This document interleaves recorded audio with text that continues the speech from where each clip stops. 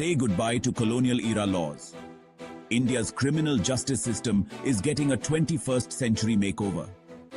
First up, the Bharatiya Nyaya Sanhita, replacing the old Indian Penal Code.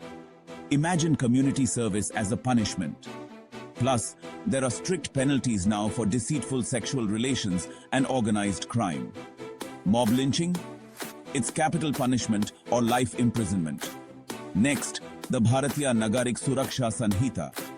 This law updates the Criminal Procedure Code.